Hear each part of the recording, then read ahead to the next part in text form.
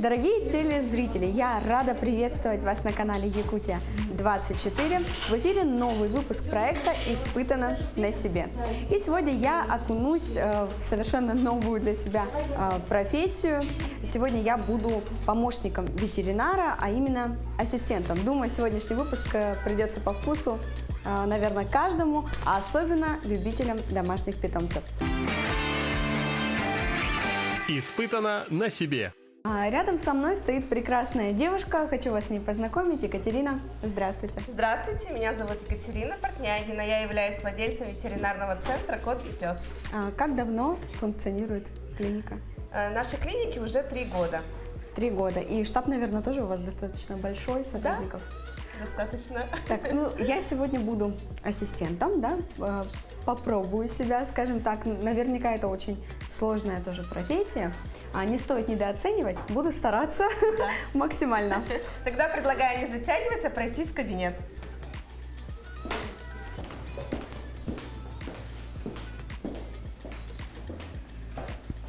Во-первых, хочется отметить, что очень стерильно, максимально, прям как в настоящей Стараемся больнице. поддерживать чистоту, порядок, чтобы не только пушистикам было уютно и комфортно, но и их хозяевам. Ну что ж, дорогие друзья, вот и главный герой нашей сегодняшней программы – это Симба. Симбе 2,5 года. Мы пришли, собственно, на визуальный осмотр, и как раз он поможет мне сегодня вжиться в роль ассистента. Очень активная собачка, очень мне тяжело с ней, да? Ну что ж, Екатерина, вот значит наш Симба, да? И сразу первый вопрос. Визуальный осмотр в чем заключается? То есть это первый? Да, это первичный осмотр. Вы приходите с питомцем в клинику, обязательно врач должен его осмотреть, измерить температуру, взвесить его и визуально оценить здоровье питомца. Вот сейчас Симба прижимается к моему плечу, и я прям чувствую его когти. Да? Вот если говорить как раз про лапки и про коготочки, как правильно стричь? Как часто это нужно делать?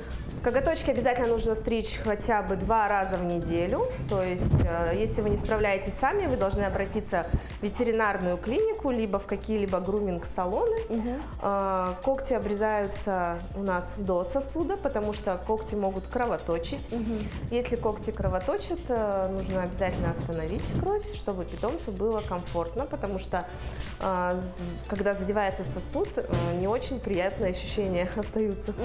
Ну вот если вот так смотреть, то в принципе можно понять. Да, когда собачка светлая, когти у нее прозрачные, то сам сосуд очень хорошо заметен.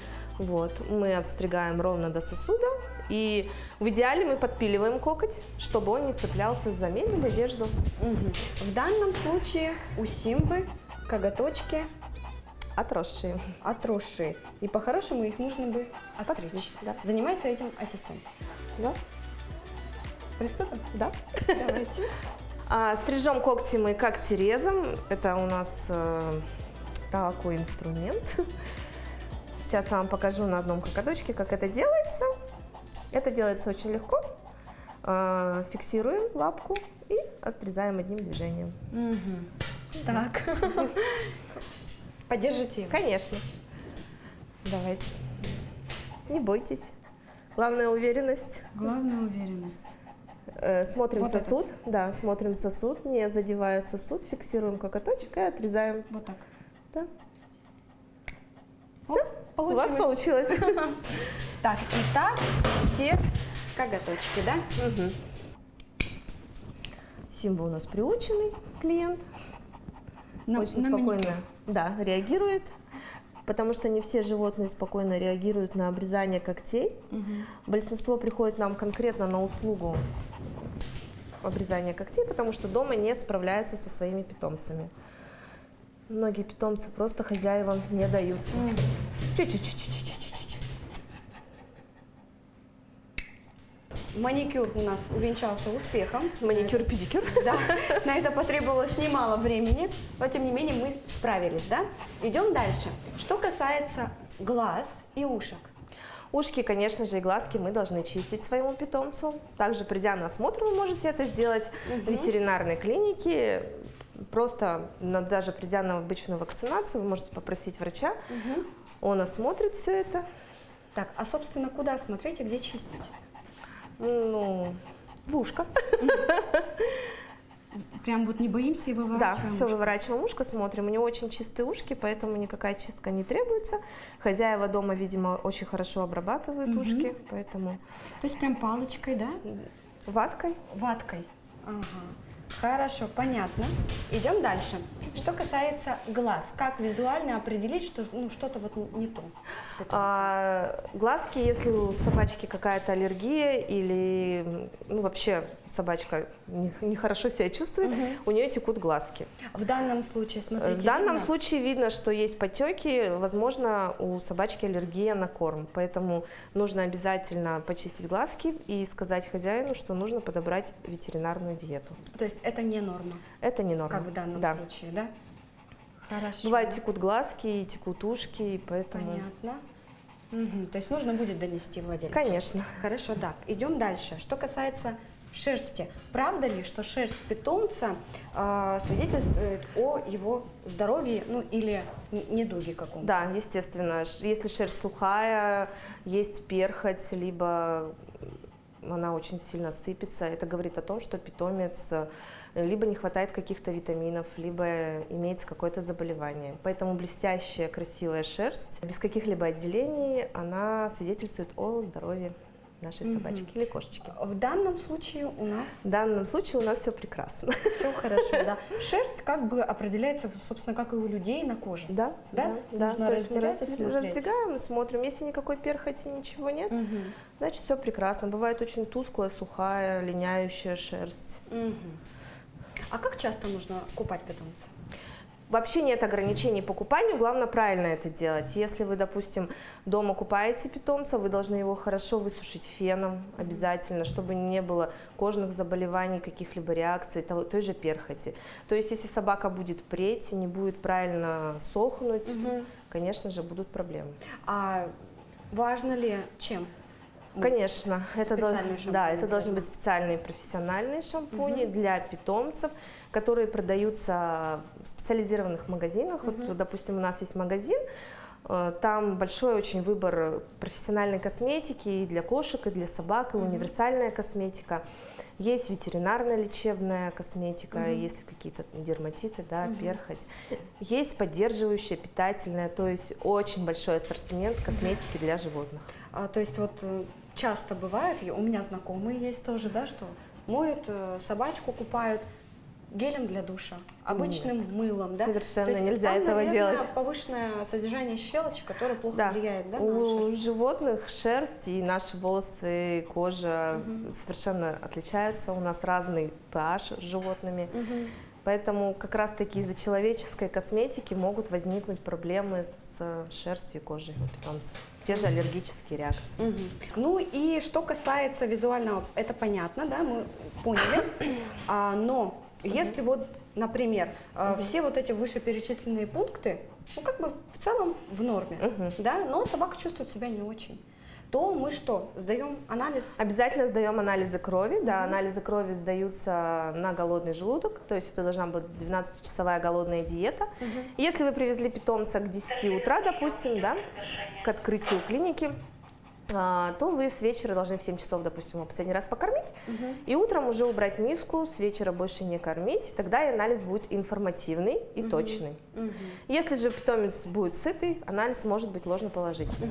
А является ли это обязательно при осмотре? Я бы вообще советовала всем через какой-то определенный промежуток времени сдавать анализы, чтобы мониторить здоровье своего питомца. Так. То есть внешне питомец может не вызывать никаких переживаний, а на деле может быть какая-то скрытая болезнь. Так, и ассистент тоже Берет кровь. берет кровь. Ну что, Симба, будешь сдавать анализ? Конечно. Давай. Симба почувствовал неладное. Для того, чтобы сдать анализ, мы обязательно одеваем питомцу воротник, чтобы чувствовать себя в безопасности. Себя мы обезопасить тоже должны.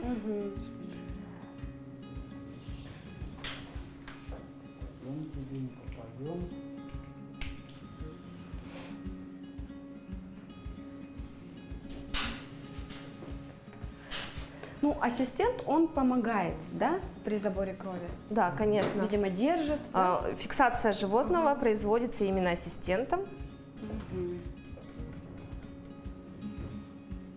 А саму кровь имеет право брать только врач. Симба, все хорошо. Не переживай, ты в надежных руках. Я тебя никуда не отпущу сейчас. Чтобы не совершить побег. А комфортно ли животному в таком воротнике? Ну, животное чувствует, конечно, себя не очень комфортно, но зато это... Ну, это не больно, как минимум, Нет, да? нет, это совершенно не больно.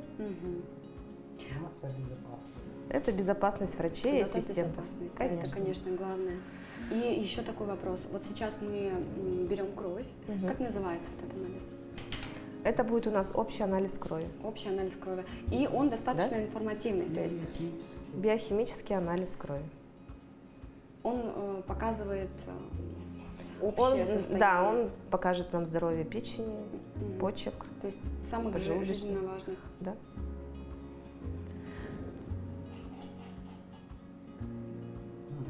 Так, ну молодец, держится, да?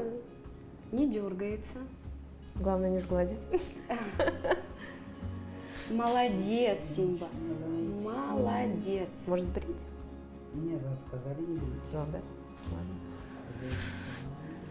Ладно. То есть, как бы может еще, да, владелец? Да, обычно сбриваем, но если хозяева против, если это, допустим, выставочная собака, то, конечно, стараемся без того, чтобы сбрить, ищем вену через шерсть. Так, мы все же решили побрить немножко лапку, да?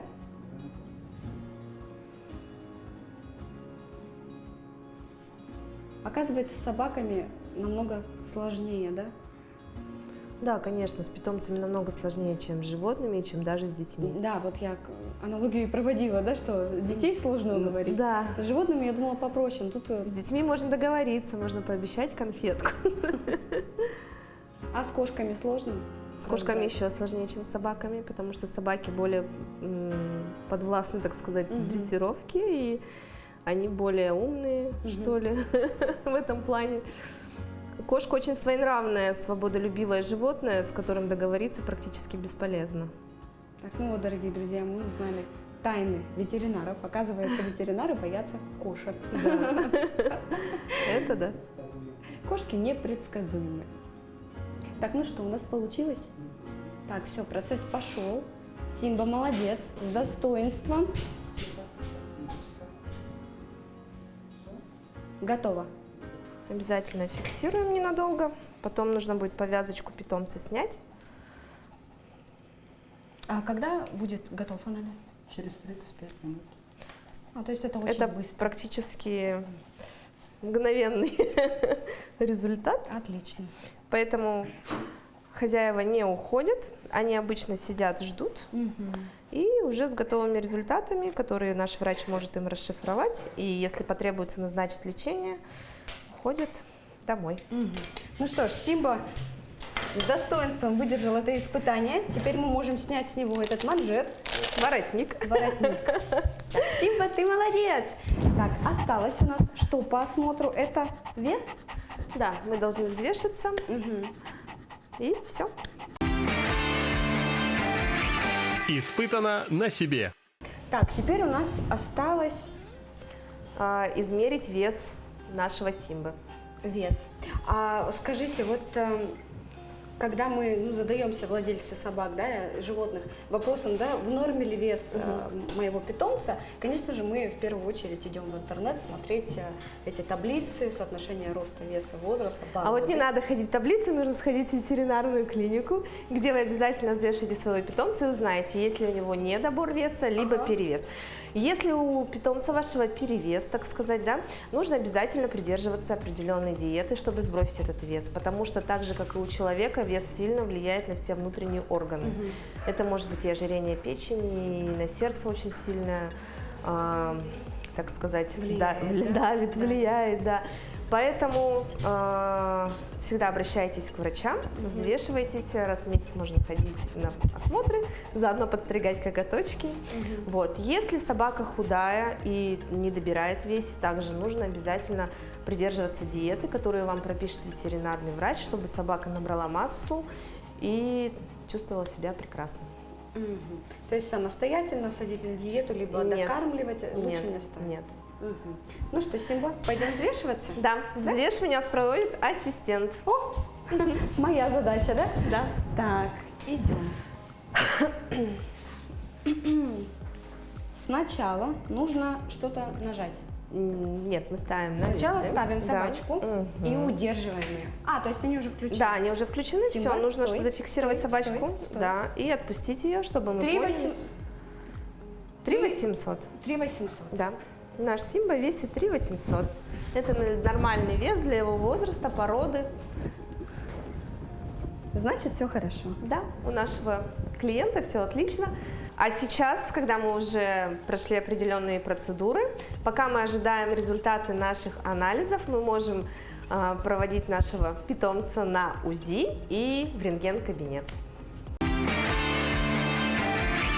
Испытано на себе. Сейчас мы находимся в кабинете УЗИ, и у нашего главного героя Симбы сегодня, скажем, такой годовой плановый осмотр. Да? Он сдал сегодня анализы, мы провели визуальный осмотр, и сейчас наступило время пройти УЗИ.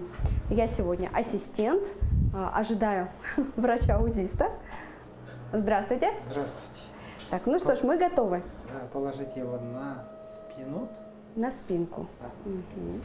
Так, Симба, все хорошо. Все хорошо. Все чуть-чуть. Это очень сложно. Вот так, давайте. Вот так. Вот с этой стороны. Ага. Ножки, лапки. Вот так, лапки Лапку держите. Вот. держу. Вытяните. А, вытягиваю Да, лапки. мне его надо Все. анатомически правильно выложить. Мгм. Сейчас мы Это УЗИ брюшной полости. полости, да. Ага.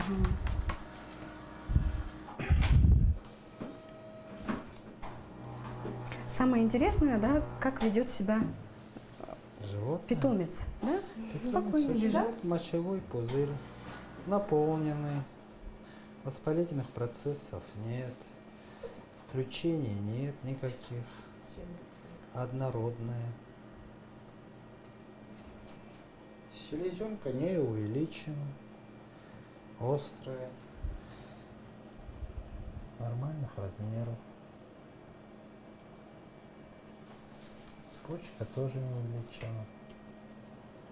Никаких воспалительных процессов нет. Хорошо визуализируется. Ну, собственно, посмотрели самое необходимое, да? Да. Все окей, сказал нам врач. Испытано на себе. Ну что, мы закончили процедуру ультразвукового исследования. У нашего Симбы все прекрасно, и сейчас мы пойдем на рентген.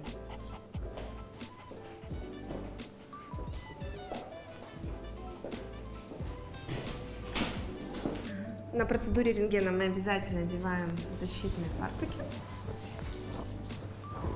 Это чтобы защитить себя от излучения. Какой правильный? А для чего вообще нужен рентген на вот базовом осмотре? Рентген нужен не сколько владельцу, сколько врачу, чтобы исключить какие-либо патологии у вашего питомца. И в идеале раз в год как бы лучше делать. Ну да, в рамках нашей диспансеризации. Итак, важная информация для владельцев питомцев. Если вдруг вам пришлось поехать на рентген, да, или у вас какое-то запланированное, да, обследование, нужно выкладывать собаку на правый бок и рукой фиксировать как бы вот под шеей, да, правой рукой и держать за лапки. Тогда собака действительно лежит и не сопротивляется. Вот, мы готовы. Ну что, делаем наш рентген-снимок. Готово? Да? Так, я могу его освободить. Да? Симба, не убегай от меня. Вообще мы уже так хорошо подружились с ним за это время, мне кажется. Ну что, снимки нашего Симбы готовы. Симба у нас совершенно здоров, никаких патологий не выявлено. Соответственно, можно приходить на осмотр через год. Ну, как здорово, Симба, у тебя все хорошо. В принципе, по поведению очень активная, веселая, дружелюбная собачка. Да, хорошая шерсть, хорошее поведение, очень такая добренькая. Это видно, да, что она здорова. Вот, то есть вот эти показатели, они тоже о многом на самом деле говорят. Испытано на себе. Базовый осмотр нашего питомца завершен успешно, удачно, да, я бы даже сказала, потому что никаких патологий не выявлено, все замечательно. Но также хотелось бы у вас узнать про другие аспекты содержания животных, да. Это понятно, что нужно обязательно привозить, да, на осмотр к специалистам, делать какие-то анализы и базовые там, да, вот, процедуры, как УЗИ, рентген, вот все необходимо. Но каждодневно мы сталкиваемся с такими вопросами, чем кормить, как кормить свое животное, да, и в поисках все чего-то лучшего для своего любимого питомца мы часто вот меняем корма. Как-то вот это плохо сказывается на животных, если менять? Корм тоже нужно менять постепенно, нельзя резко переходить на какой-то новый корм. Если есть какие-то хронические заболевания, нужно всегда придерживаться ветеринарных кормов. Нельзя докармливать животное со стола ни в коем случае, потому что не все продукты усваиваются питомцами, могут вызвать какие-либо заболевания. Также корма должны быть качественные, хорошие.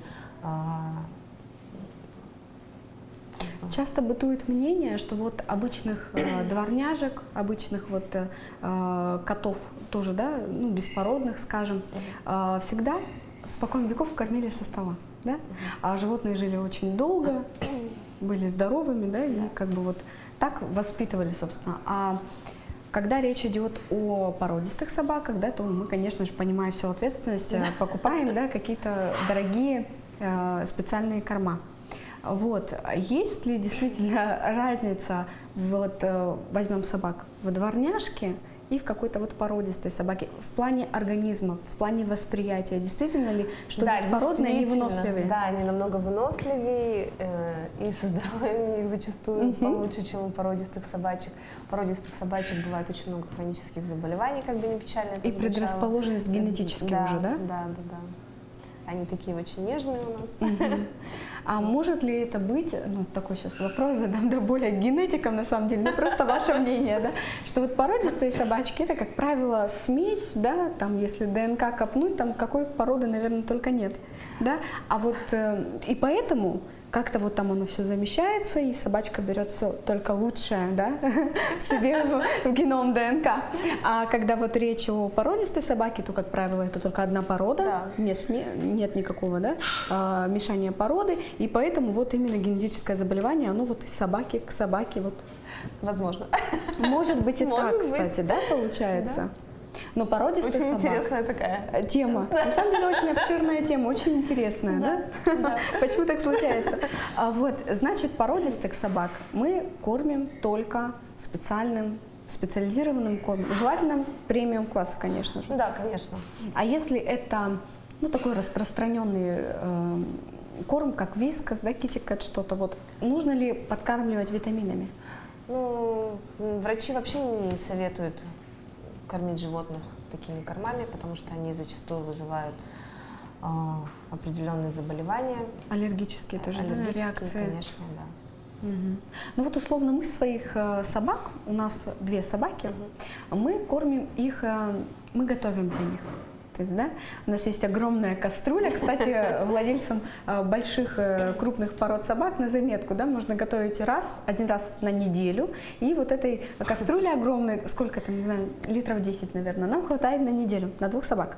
То есть там крупы обязательно, мясо, то есть без костей, мясо, да, и какие-то овощи периодически мы добавляем без соли. Достаточно, насколько сбалансированное такое питание? Хозяин никогда не сможет сбалансировать на самом деле питание настолько, насколько это нужно его питомцу, поэтому лучше добавить как бы витамины. Ну и, как правило, вот когда человек выбирает себе животное, домашнее, да, питомца, он, конечно же, должен ознакомиться вообще с породой. Конечно. Правда? Мгм. Потому что часто бывает, что ой, какой хорошенький, вот Да. хочу такую собачку. А на самом деле, вот взять того же шпица, которого вот сегодня мы обследовали, очень активная собачка. Да. То есть она не только красивая, но она очень-очень активная. И я так полагаю, что такой собаке нужно очень много времени уделять.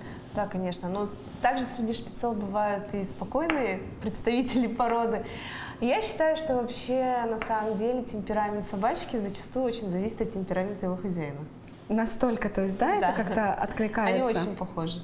Мгм. Это как животное, питомец перенимает поведение хозяина, либо это вот так химия сложилась, что человек изначально выбирает своего питомца, который, да, вот вырастет, ну, как бы химия какая-то случается, я выбираю тебя. Да. Как-то же происходит Как-то это процесс происходит. выбора. Действительно, очень Да. интересно. А я вот еще знаю, что в вашей клинике, только в вашей клинике есть круглосуточный стационар. Это правда? Да, у нас есть круглосуточный стационар, в котором ваш питомец может наблюдаться после операции, либо это какое-то тяжелое заболевание, то есть он будет круглосуточно находиться под присмотром наших врачей. То есть, условно, если я приведу своего кота на кастрацию, это правильно Да. называется, да? Да. На кастрацию, это операция. Да. Насколько вообще эта операция травматична для животного? Нет, эта операция абсолютно не травматична, если она проводится опытными врачами. Вот. Но все равно после операции будет какой-то период выхода из наркоза, прихождения в себя, да, животного. То есть вы на этот момент можете оставить его в нашем стационаре.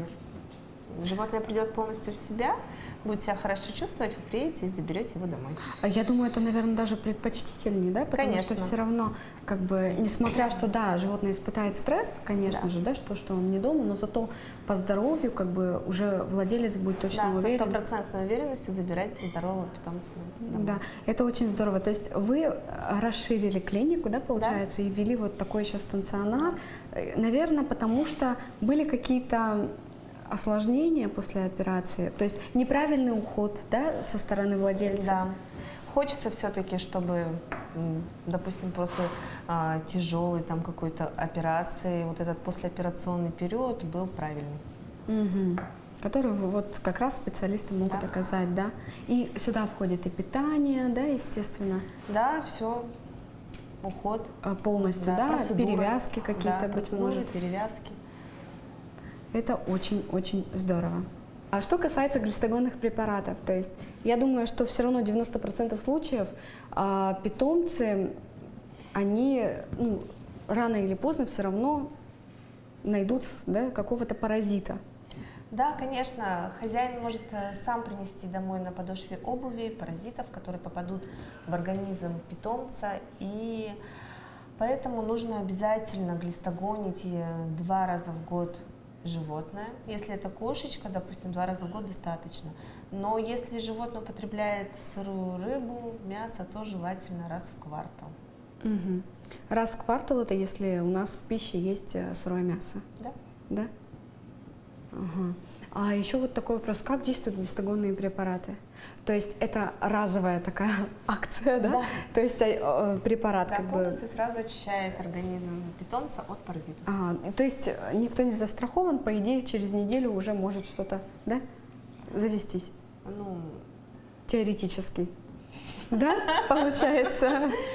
Именно поэтому, да, чтобы не запускать, нужно часть. А, кстати, есть ли какой-то анализ, который выявляет да, паразитов? конечно.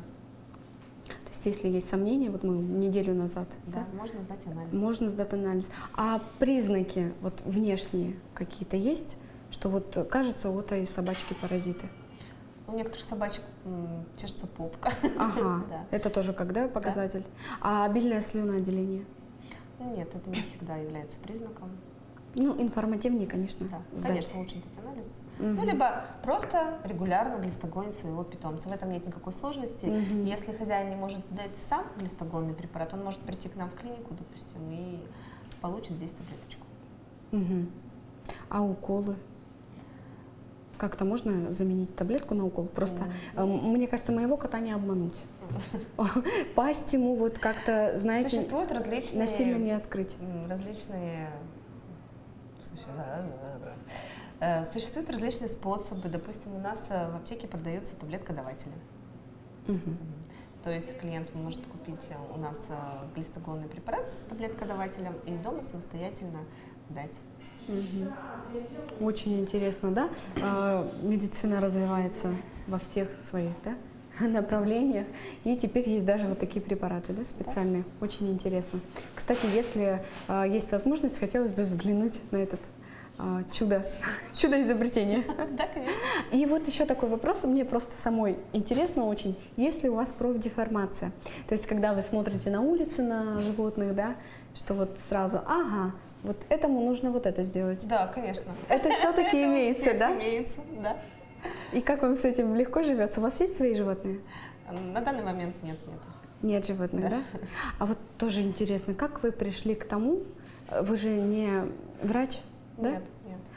Как вы вообще пришли к этому? Открыть свою клинику, ведь вы очень интересуетесь, вы знаете свое дело от и до, то есть, да, тоже как профессионал, можно сказать, но не имеете своих животных. Почему?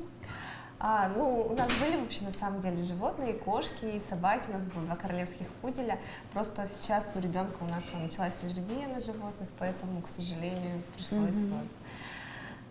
А как пришло в голову вообще открыть клинику? Это давняя мечта. Мечта даже, Да, да? конечно. Вот. Поэтому... То есть вы хотели помогать животным? Да. Да?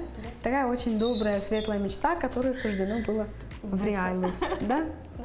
Это очень здорово. Хочу сказать вам огромное спасибо за такой насыщенный экскурс в профессию ассистента. Действительно, у меня получилось просто все прелести этой профессии испытать на себе, так как собачка у нас была очень активная, а главная задача ассистента – это действовать так, да, чтобы собака не мешала обследованию. То есть прямой контакт, кошечка, собака, прямой контакт с животным. Нужно уметь с ним обращаться, нужно уметь его вовремя блокировать, да, где-то успокоить, да, Да, конечно. подбодрить и прочее. Я думаю, что у меня получилось. Конечно. Ну, вот ваше мнение, насколько у меня Очень получилось? здорово. Большая молодец. Да? Да. Я справилась, думаете? Ну, на самом деле, мне все так говорят, и мне всегда кажется, что меня успокаивают, что это просто вот, что бы сказать, да, для красного словца. Спасибо вам огромное, правда, было очень приятно поработать в вашей клинике, да, узнать, как это все работает изнутри, как работают специалисты. Это было очень информативно, потому что действительно в этой клинике работают профессионалы. Спасибо вам большое. Хочу пожелать вам поменьше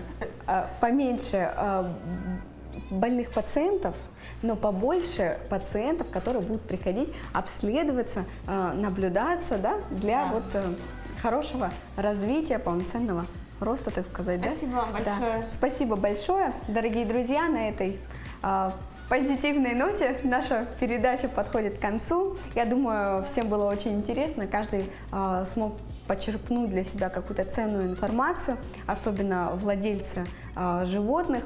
Любите животных, внимательно относитесь к здоровью ваших питомцев. До новых познавательных встреч!